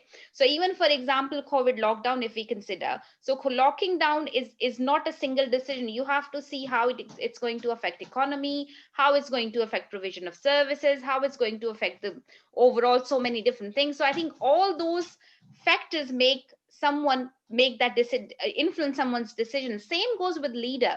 Sometimes what is obvious for us that this person should be doing that, why they're not doing it, because there could be too many other things which are involved there. And sometimes you may have to do some preparatory work or the earlier work to sort out what you, it's like, if there is something wrong on the third floor of a building and perhaps the problem is at the bottom. So, you need to before doing this, you will have to deal with the root cause of the problem. Then you can go up to that. So I think articulation becomes important. So I think the answer to your question is that they may not be able to do that, but they need to be able to articulate so people understand, why they are not doing what they need to be doing. I think in some cultures, the problem is that leaders and managers are not that open. They do not think that they think that if you have opened up and told people what our problems are, people are not going to trust you, and therefore they don't tell people what the problems are, and people think that they are not reacting on what we are asking them to do. So I think that's where communication and being open comes in, and being honest comes in, and written what a record, as Tazeen said. So having the evidence to back up your claims comes in, and that helps in different places as we can. So thank you so much. I think I've tried to take up all the questions that are there on the chat box. Does anyone there was a hand raised and I have put that down. So if anyone have to ask any questions and they would like to raise their hands now, please do so, and I'll let you ask the question, and then we should finish in next 5 minutes if that's okay. Okay, Abdullah, you've raised your hand. I will give you the right to unmute. Can you please unmute yourself? Assalamu alaikum to all. Walaikum assalam. Ji, go on. So you've muted yourself again. Abdullah, can you unmute yourself?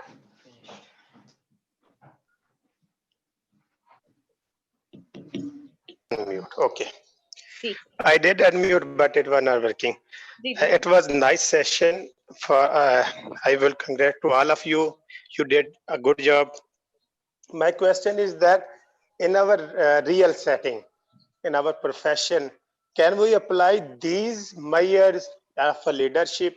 Because sorry to say, most of the time I did not see these qualities in our stakeholders, and I feel very discomfort to see this thing. And it's my, you can say it, passion to change something, to develop some leadership qualities that will help others to join this profession. How we can apply these qualities, how we can apply these measures in real setting in our nursing profession, because most of us are goods. They are doing very good job. And I will thank you so much that you arranged such a nice session. I really appreciate for doing this session. Can we apply this session in our real life, in our real profession, in which our profession can also get benefit? Because we focus on government. We focus on government. In Pakistan, we are mostly prefer government job. And I did not see, if I am wrong, then most of them are not so much qualified PhDs, like master degrees. A few of them have. But these qualities maybe have their responsibility to handle these qualities, to acknowledge the other person. And there is a big gap between nurses in communication, in making decisions. Even in clinical settings, we face many problems. Leadership, if one said this thing is do a good job, this is good, and some against of them, we do not see any communication among them. So a leader is thank you, Abdullah. I think what you have done is you've kind of in a way answered your own question, that communication is missing, and that's what's needed. Would anyone of the speaker like to answer that? Yeah, Amir, because I'm also in the same part of it, so that's why Amir, you first, and then I'll answer. Thank you, Dr. Naseem. Because he specifically said the government. I was working in one of the private institution in Pakistan. Now I got in government. It's a government hospital in Pakistan. And I agree with this kid that yes, it's very hard. I also am facing the same thing. It's been 6 months that I have in this government. I agree with these things that yes, at this current position, yes, the youngsters are facing these issues. The people, the old people, the people who are already there, very few people you will find that who are great leaders. They might be a good manager or supervisors, but won't be great leaders. They are not creating their subordinates leadership skills or technical skills or anything like that. I agree with, I know that thing. But what I say to my staff and other one who I communicate with, that it's now your responsibility. If you do not have that leader in your department, but there would be, I am pretty much sure there would be leaders in other departments. You do not need to see in vertical one.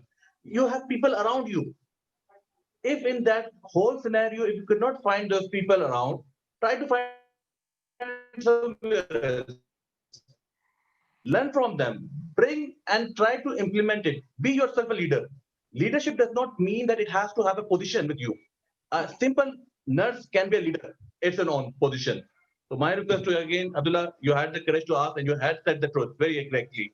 But again, it's now your responsibility to become a leader. Go and acquire knowledge and skills from others. You do not need to be in that system. Again, bring it and bring it out in your own institution, and then you will become a leader by yourself without a Thank you. position. Thank That's you, it. Fazeen. Yeah. So what I'm saying, like as Parveen already said, Dr. Parveen said that it's important that we have to respect our leader, right? Whoever is our leader, we have to respect, and there are different way of communication. So if you think that one of the important step of a leadership is missing, and somehow the decisions are very much biased and based on favorism of some of the group, for example, in your company and in your people around are having their small pockets of groups working together, and then one group is always making sure. So if you cannot really do something about it, at least you could communicate. Don't say, well, this group is always getting favorism. No, you need to clearly say that these are the proper steps. This what we need to do. Can all of us bring our own vision and proposal and discuss in a team? And then we'll see what is the pros and cons. And based on that, we will take the decision. So then your leader, whoever is your leader, will definitely listen to you. And your entire team will understand, because here you are not pointing out and keep on complaining, oh, they have done that, or, this would have done that. So here you are bringing a kind of shared decision, and then everyone will present, pros and cons will be seen, and then people will take a decision. So it's a point. Exactly. Thank you. So that's a really important point, and I think that reminds me of something that we usually, and all across the world, when people don't like something, they usually take up the Facebook and in a way it is effective. In a way it is like, because these days leaders as well as followers, managers as well as people working in the are on these social media. So even if you didn't take the name, who you are aiming at, they usually understand.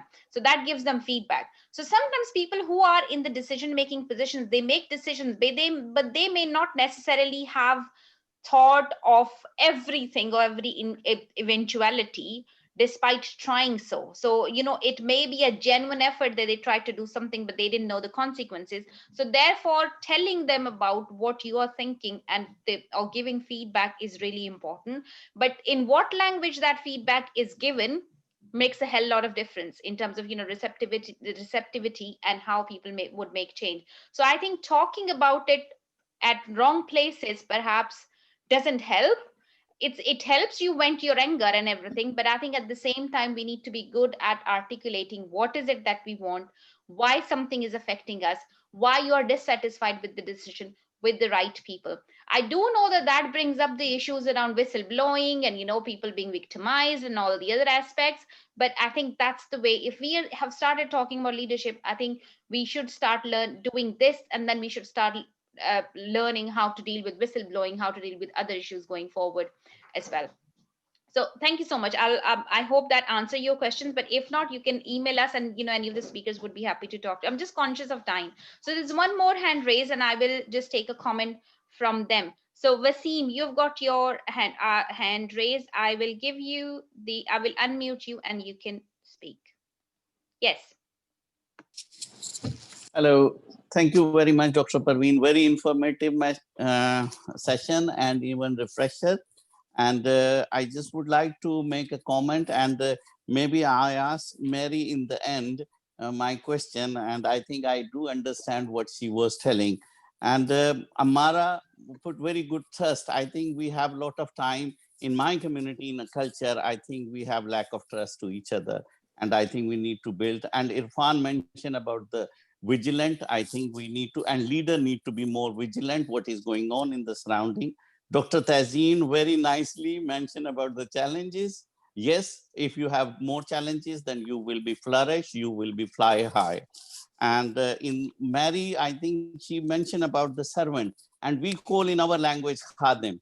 And if you are not khadim, if you not have a quality of servant and to change, I think you cannot change. And excellent session, and I hope Mary will respond. Is that the servant or khadim she mentioned?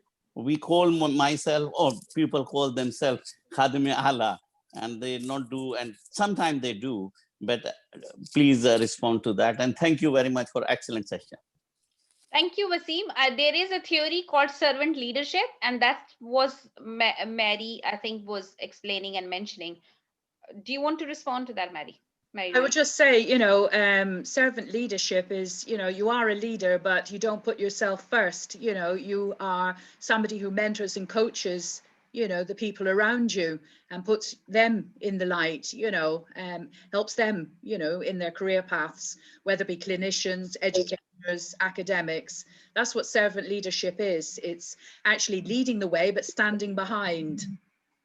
And not every leader can actually do that, I must admit. It takes a lot of skill, and I think a lot of years of practice, to recognize that, at times you have to stand forward as a leader, obviously, to show the way, but to be effective, at least on my international job at the moment, is to stand back as well and let other people shine, and to know when to do that, and obviously to know when it's, I'd also like, I know probably, I was just thinking about this, but we here at Sigma Europe, we have a Facebook page that is open and doesn't need any membership. And we're quite, what's the word, prolific in posting lots of things about nursing in Europe, and will be, very welcoming to have yourselves obviously posting as well, so that we can learn from each other, because I think part of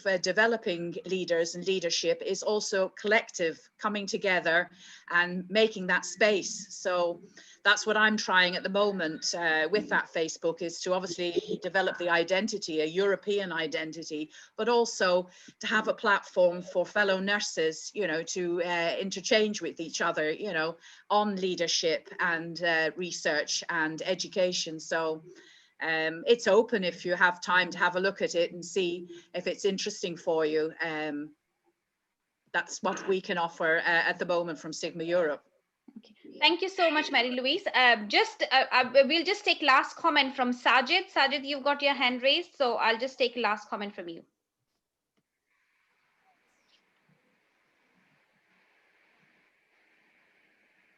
Yep, speak. Your mic is on.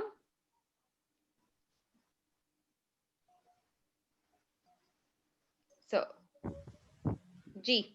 Okay, my question is, I have an example, if Imran Khan is the leader, I have to quote the example. Imran Khan is a leader, and he has faced a problem of PIA, and that is the important part of the country, and he has faced the challenge that PIA fails, and he has to defend the PIA and also answer the public that what should we do. And also this example, this question arises in our nursing stations, that you have a good quality team leader and you are a supervisor, and your supervisor sometimes fails and you have to defend him. If you do not defend, he sometimes being very vigorous and do not comply your command. So in that situation, what should a leader do, as he has to defend the person or that case, and also he has to announced the public that this was the issue. Now he has faced two challenges. So what can be the answer as a leader? Okay, so I will ask Irfan, are you there? So I will ask Irfan and then Amara to respond to this, perhaps. Maybe Amara, like who works in clinical setting? I think I think if I understand your question is that depending on who is delegated for a leadership position. So as a leader, sometimes you have to defend what other people have done and which may have caused an issue. So should you do that or not?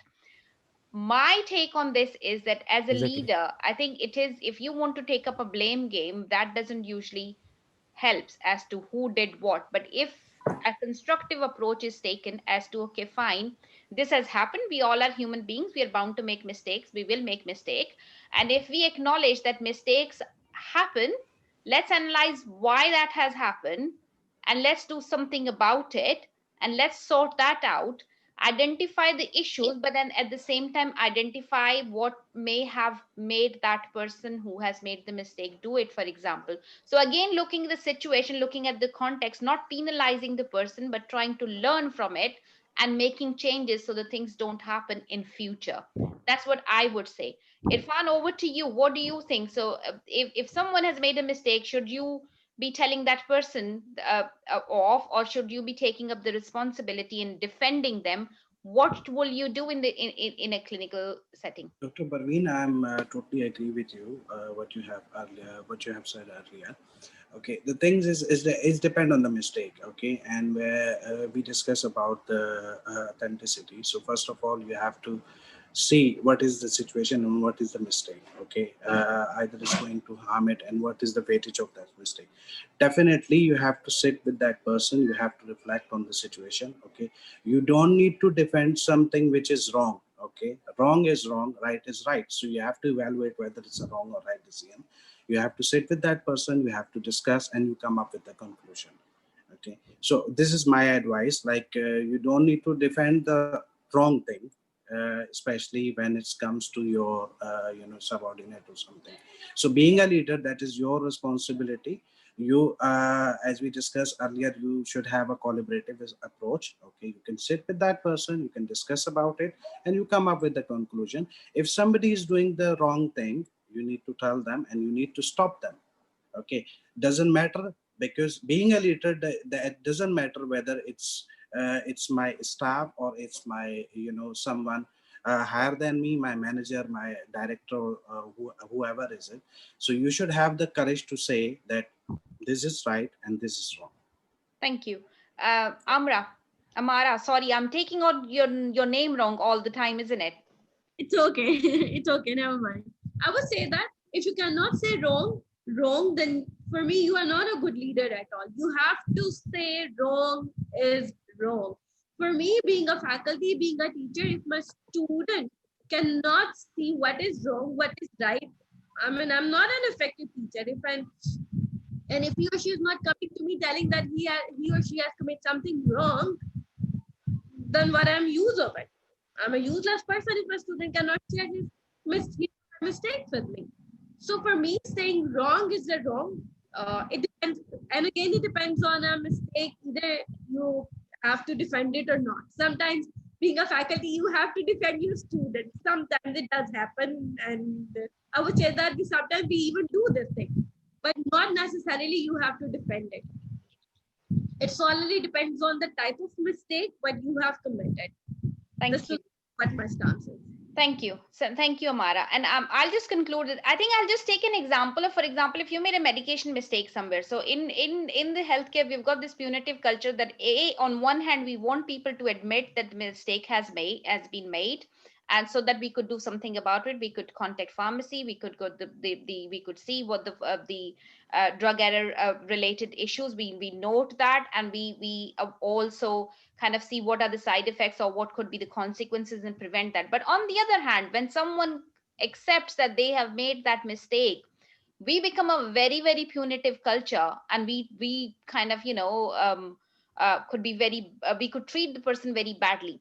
I think the issue here is that we need to create an environment in a way that where you do analyze the situation. If a medication error has happened, the person should feel confident and comfortable in reporting that mistake and accepting why that has happened, the system should be able to explore that whose fault is it and why that happened. Is it because the labeling was incorrect? Is it because the timing was, whatever the situation is, in an attempt to ensure that next time the situation doesn't happen again.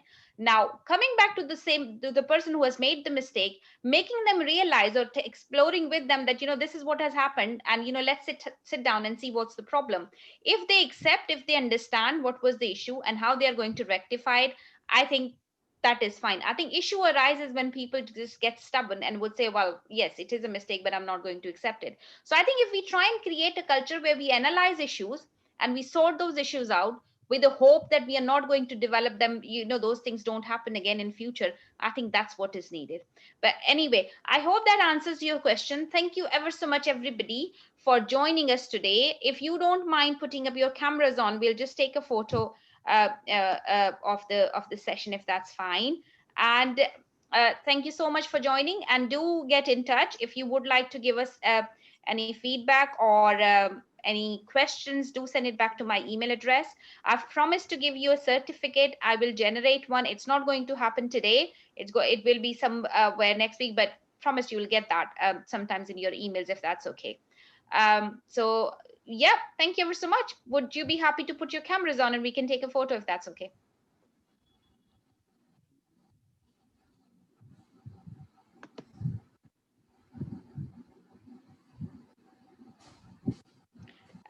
Tazeen says you can defend your team. Yeah, okay, yes. If you can defend your team, if the decision is right, yes. So again, we are talking about the same thing, isn't it? That it's yes. And you have to document, and you really have to document what happened so that in future it doesn't repeat. Yeah. Okay. Are we okay to put our cameras on, please?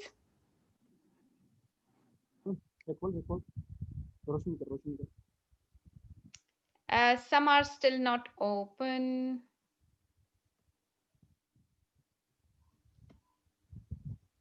Okay, I will just take that.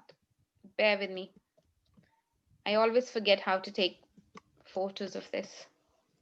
And the next page.